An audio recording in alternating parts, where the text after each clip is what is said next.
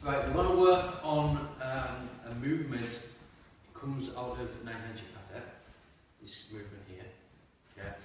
And because it's at the start of the form, it kind of looks at the kind of pre-engagement or the initial engagement of an altercation. So it's looking at positional advantage and positional dominance. It's just a lesson on understanding where your arms need to be in the best position. This is a situation where the opponent's arms are already up. Because a lot of the time, a lot of people work on self-defense scenarios where as I'm controlling like this, okay, but you could not be in that position. It may be that this guy stuck his hands up, he could be in a threatening situation, he could be pushing at me, but effectively his hands are up in this space. So I need to be able to do something, I need to be able to get around this, okay? The problem that I've got now is that his hands are above mine, and they're also on the inside, which puts me in a really bad position. He's got the advantage on both counts, right? Because his hands are above mine, that means he can throw a shot and land at least one before I react, okay? And if the situation decides to close, the distance decides to close, my hands are going to be the inside. So if it turns into a clinch, he's going to have inside dominance. So either way, he's in a really good position.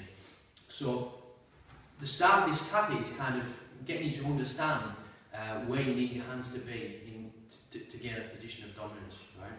So it's teaching you how to get your hands above and on the inside. And all we're going to do is lift our hands over onto the top of the wrist this way and just hook them down like that.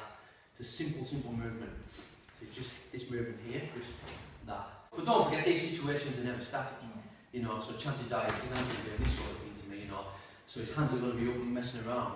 So what I want to do is be able to hook.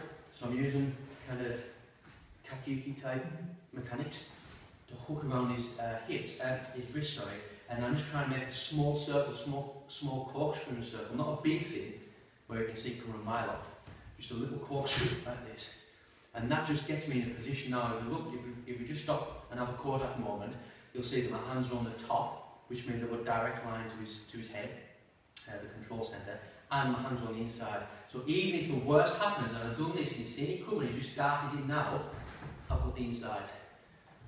Okay? It's a hell of a lot better than me being here and he darting. Now he's got the inside. Okay? When you're doing this, you might want to think you're doing it in a slight sequence as well. So this hand here hooks just slightly before this one.